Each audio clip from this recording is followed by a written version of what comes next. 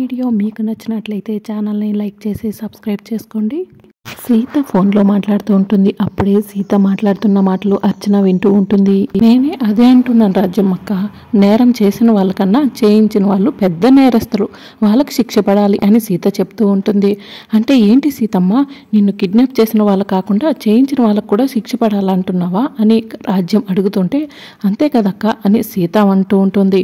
మీరు చెప్పండి చిన్నత్తయ్య, నేరం చేసిన వాళ్ళకే కాకుండా చేయించిన వాళ్ళకు కూడా శిక్ష పడాలి కదా అని సీత అంటూ ఉంటే, అవునవును అని చెప్పి అర్చన కంగారు పడుతూ అక్కడి నుంచి వెళ్ళిపోతుంది. స్టవ్ మీద పప్పు పెట్టానమ్మ, కూడా వెళ్తాను అని రాజ్యం అక్కడి నుంచి వెళ్ళిపోతుంది. ఇక సీత సుమతితో హలో అత్తమ్మ అని చెప్పి అనటంతో, ఏంటి సీత అర్చన నీ పక్కనే ఉందా అని అడుగుతూ ఉంటుంది. అవునత్తమ్మ, అందుకే అలా మాట్లాడాను అని సీత చెప్తూ ఉంటుంది. అయితే కిడ్నాపర్స్ దొరకలేదా సీత అని సుమతి అడుగుతుంటే, దొరకలేదత్తమ్మ, ఎంక్వైరీ జరుగుతుంది కదా, త్వరలోనే దొరుకుతారని సీత చెప్తూ ఉంటుంది. ఎందుకైనా మంచిది, కాస్త వాళ్ళతో జాగ్రత్తగా ఉండు సీత, అసలే చాలా ప్రమాదం వాళ్ళు అని చెప్పి సుమతి చెప్తూ ఉంటుంది. సరే అత్తమ్మ అని సీత ఫోన్ కట్ చేస్తుంది. ఇక మరోవైపు మహాలక్ష్మి రెడీ అవుతూ ఉంటే అర్చన పరిగెత్తుకుంటూ మహాలక్ష్మి దగ్గరికి వెళ్తుంది. ఎందుకు అలా పరిగెత్తుకుంటూ వచ్చావు, ఏం కొంపలు మునిగాయి అంటుకుంటున్నాయి అని మహాలక్ష్మి అడుగుతూ ఉంటుంది. కొంపలు అంటుకోవటం కాదు, గొప్పలు అంటుకునేలాగా ఉన్నాయి అని అర్చన చెప్తూ ఉంటుంది. ఏమైంది అర్చన అని మహాలక్ష్మి అడుగుతుంటే, సీతను కిడ్నాప్ చేసింది ఎవరో ఆ శివకృష్ణకు తెలిసిందంట. ఆ శివకృష్ణ కిడ్నాపర్స్ని కొల్లబొడిచి చెర్లపెర్ల జైల్లో వేస్తాడంట అని అర్చన చెప్తూ ఉంటుంది. ఈ విషయం నీకేవో చెప్పారు అని మహాలక్ష్మి అడుగుతూ ఉంటుంది. సీత రేవతితో ఫోన్లో చెప్పడం విన్నాను మహా అని అర్చన చెప్తూ ఉంటుంది. ఆ సీత నిన్ను చూసిందా అని మహాలక్ష్మి అడుగుతూ ఉంటుంది. సీత నాకు కూడా చెప్పింది మహా, రామహా మనం తొందరగా ఇక్కడి నుంచి పారిపోదాం అని అర్చన చెప్తూ ఉంటే, లే ఏంటి నీ పిచ్చికోలా అని మహాలక్ష్మి అంటుంది. ఏంటి మహా, నేను ఇంత సీరియస్గా విషయం చెప్తుంటే నువ్వు అసలు ఏం పట్టించుకోవట్లేదు అని అర్చన అంటూ ఉంటుంది.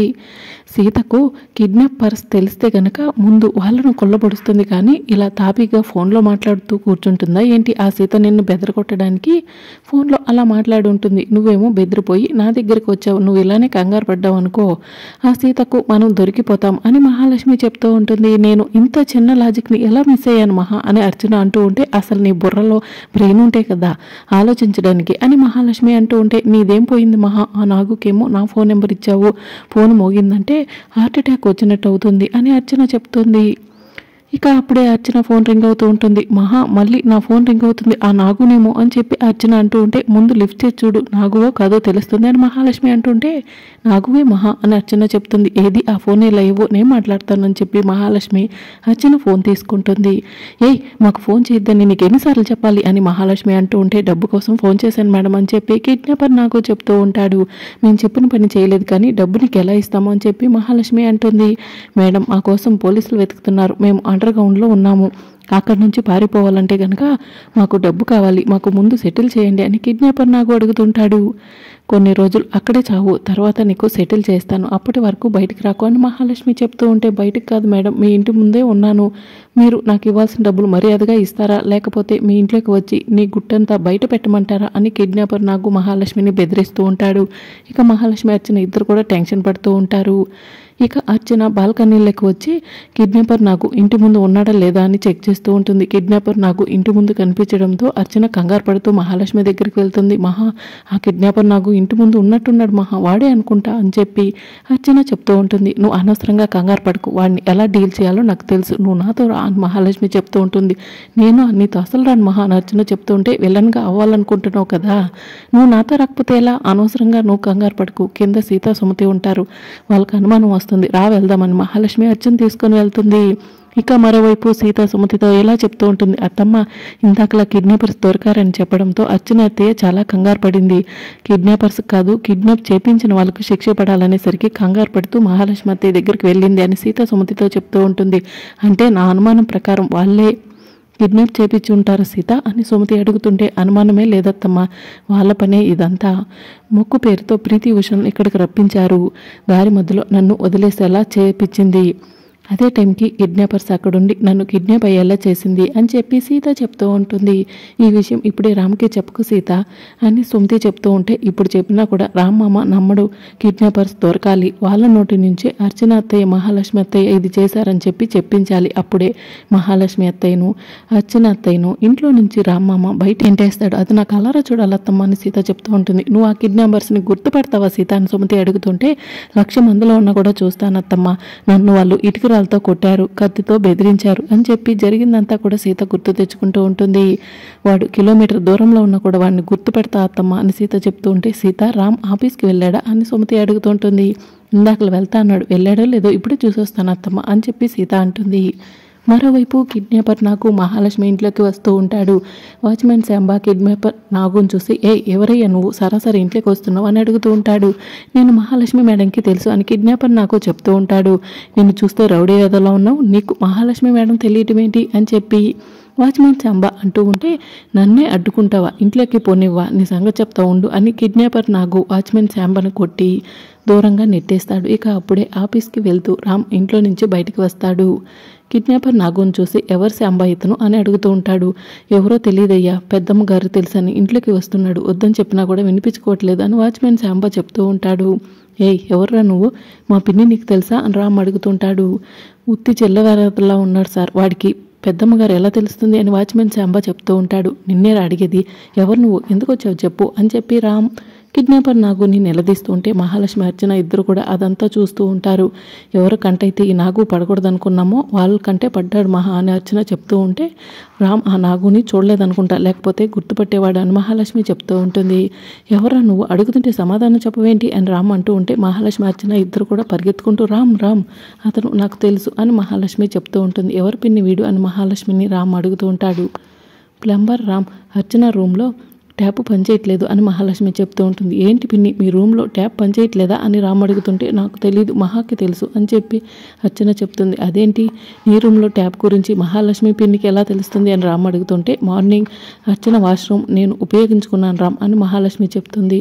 మహా నా ఫోన్ కూడా ఉపయోగించుకుంటుంది అని అర్చన చెప్తూ ఉంటుంది. అదేంటి పిన్ని, అర్చన పిన్ని ఫోన్ ఎందుకు వాడుతున్నావు అని రామ్ అడుగుతుంటే, ఈ మధ్య నా ఫోన్కి ఎక్కువ ఫోన్ కాల్స్ వస్తున్నాయి రామ్, అందుకే అర్చన ఫోన్ నుంచి ప్లంబర్కి ఫోన్ చేశాను, అదే చెప్తుంది అని మహాలక్ష్మి చెప్తూ ఉంటుంది.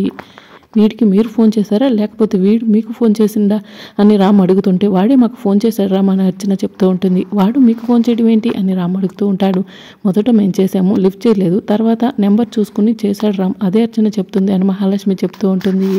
ప్లంబర్ని పట్టుకుని దొంగలాగా ఇన్ని ప్రశ్నలు వేస్తున్నావు రామ్ అని మహాలక్ష్మి అడుగుతుంటుంది.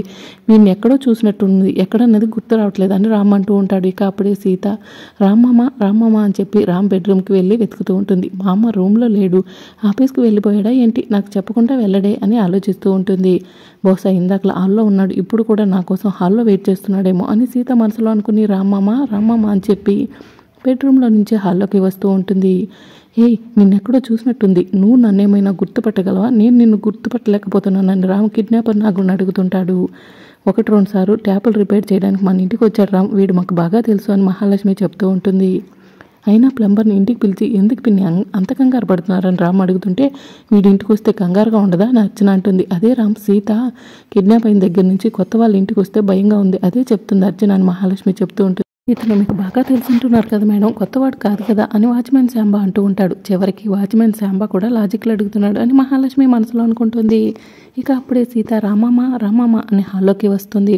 రామమ్మ హాల్లో కూడా లేడు, ఎక్కడికి వెళ్ళుంటాడు అని చెప్పి మెల్లగా బయటికి వస్తూ ఉంటుంది. ఇక అప్పుడే మహాలక్ష్మి అర్చన సీత మాటను వింటారు. ఆ సీత వచ్చేస్తుంది, ఈ నాగుని గుర్తుపట్టేస్తుంది అని చెప్పి అర్చన చెప్తూ ఉంటుంది. ఇక అప్పుడే మహాలక్ష్మి అర్చన చేతిని గిలుతుంది. దాంతో అర్చన గట్టిగా అరుస్తుంది. ఏమైంది పిన్ని అని రామ్ అడుగుతుంటాడు.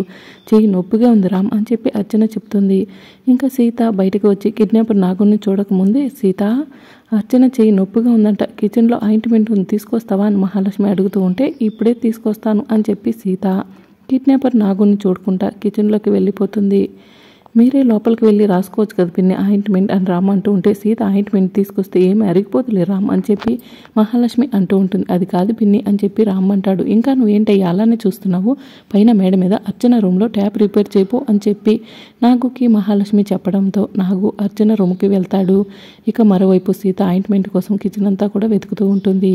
అర్చన నువ్వు కూడా వెళ్ళి ఆయింట్మెంట్ రాసుకో అని మహాలక్ష్మి చెప్తుంది. సరే మహా అని అర్చన కూడా లోపలికి వెళ్తుంది. సీత నాగుని చూడకూడదు అని మహాలక్ష్మి కంగారు పడుతూ లోపలికి వెళ్తుంది. సీత ఎప్పుడు వస్తుందో ఏంటో, సీతకు బాయ్ చెప్పి ఆఫీస్కి వెళ్ళాలని రామ్ ఎదురు చూస్తూ ఉంటాడు. ఇక నాగు మహాలక్ష్మి వాళ్ళ ఇంట్లోకి వెళ్ళి అటు ఇటు చూస్తూ ఉంటాడు. మెట్లెక్కి పై రూమ్కి వెళ్ళి నర్చన వెళ్ళి నాగుకి చెప్తూ ఉంటుంది. ఇక నాగు పై రూమ్కి వెళ్తూ ఉంటే అప్పుడే సీత ఆయింట్మెంట్ వెతుకుతూ ఉంటుంది కదా, ఆయింట్మెంట్ దొరకగానే దొరికింది అని చెప్పి గట్టిగా అరుస్తుంది. ఇక నాగు భయపడి ఒక్కసారి సీత వైపు చూస్తాడు. నువ్వు వెళ్ళు వెళ్ళు అని చెప్పి అర్చన సైగ చేస్తుంది. ఇక నాగు అక్కడి నుంచి అర్చన రూమ్లోకి వెళ్ళిపోతాడు. కూర్చోండి చిన్నత ఆయింట్మెంట్ రాస్తానని సీత చెప్తుంటే నేను రాసుకుంటానులే సీత, నీకోసం అక్కడ రాము వెయిట్ చేస్తున్నాడు వెళ్ళు అని అర్చన చెప్తుంది. అదేదో ఇందాకలా వచ్చి రాసుకోవచ్చు కదా, నాకు అనవసరంగా పని అని చెప్పి సీత అంటూ ఉంటే అప్పుడు సిచ్యువేషన్ వేరలే సీత అని చెప్పి అర్చన అంటుంది. సిచ్యువేషన్ వేరా అని చెప్పి సీత అనుమానంగా అడుగుతూ ఉంటే నీకోసం రామ్ వెయిట్ చేస్తున్నాడు వెళ్ళి సీత అని చెప్పి అర్చన చెప్పడంతో అయితే సరే అని చెప్పి సీత రామ్ దగ్గరికి వెళ్తూ ఉంటే మహాలక్ష్మి ఎదురుగా వస్తుంది. మీ తోటి కోడలికి ఆయింట్మెంట్ ఇచ్చాను, నేను రాస్తా అంటే వద్దన్నది, మీరే వెళ్ళి రాయాలనుకుంటా అని చెప్పి సీత మహాలక్ష్మికి చెప్పి రామ్ దగ్గరికి వెళ్తూ ఉంటుంది. వీళ్ళిద్దరి మధ్య ప్లంబర్ మ్యాటర్ ఏమైనా వస్తుందా అని చెప్పి మహాలక్ష్మి రాము వైపు సీత వైపు అనుమానంగా చూస్తూ ఉంటుంది. ఇక సీత రామ్ దగ్గరికి వెళ్ళి మామ నాకు చెప్పకుండా ఆఫీస్కి వెళ్ళిపోతున్నావా అని అడుగుతూ ఉంటుంది. నీకోసం ఇల్లంతా వెతికాను ఎక్కడా కనిపించలేదు సీత అని రామ్ చెప్తూ ఉంటే నేను విద్య తమ రూమ్లో ఉన్నాను మామ అని సీత చెప్తుంది. నాకు నువ్వు ఇవ్వాల్సింది ఇవ్వకుండా నేను ఆఫీస్కి వెళ్ళాలా వెళ్తాను రామ్ అంటూ ఉంటే నాకు ఇవ్వాల్సింది కూడా నువ్వు ఇవ్వలేదు అమ్మా అని చెప్పి సీత అంటూ ఉంటుంది. ఇచ్చి పుచ్చుకుంటే నేను ఆఫీస్కి నువ్వు ఇంట్లోకి వెళ్ళొచ్చు సీత అని రామ్ అంటాడు. సీత నేను ఇవ్వాల్సింది నీకు ఇచ్చేస్తున్నాను అని చెప్పి రామ్ సీత బొగ్గపై ముద్దు పెడతాడు. నువ్వు కూడా నాకు ఇవ్వాల్సింది ఇవ్వు అని చెప్పి రామ్ అడుగుతూ ఉంటే రోడ్డు మీద నువ్వంటే అబ్బాయిని సిగ్గు లేకుండా పెట్టేశావు, నేను సిగ్గుమామ అని సీత అంటూ ఉంటే ఇక్కడ ఎవరున్నారని అని చెప్పి రామ్ అంటూ ఉంటాడు. అక్కడ ఎదురుగా ఇద్దరు అత్తలు ఉన్నారు చూస్తున్నారు మామ అని చెప్పి సీత అంటూ ఉంటే రామ్ మహాలక్ష్మి అర్జున్ వైపు చూస్తాడు. ఇక దాంతో మహాలక్ష్మి అర్జున్ ఇద్దరు కూడా వెనక్కి తిరుగుతారు. వాళ్ళకు కూడా అర్థమైంది, వెనక్కి తిరిగారు సీత నాది నాకు ఇచ్చేసి అని రామ్ అనటంతో సీత రామ్ బొగ్గపై ముద్దు పెడుతుంది. బాయ్ సీత అని చెప్పి రామ్ ఆఫీస్కి వెళ్ళిపోతాడు. ఏంటత్తా ఇక్కడుండి సినిమా చూసినట్టు చూస్తున్నారు అని చెప్పి సీత మహాలక్ష్మి అర్చనను అడుగుతూ ఉంటుంది. మేమేం చూడలేదని మహాలక్ష్మి అర్చన చెప్తూ ఉంటారు. మీరు చూశారని నాకు అర్థమైందిలే, కానీ నన్ను కిడ్నాప్ చేయించింది వాళ్ళు ఎవరో కానీ నాకు మంచిగా చేశారు, నా మామ నాపై ఎక్కువ ప్రేమ చూపిస్తున్నారని సీత మహాలక్ష్మి అర్చనకు చెప్తూ ఉంటుంది.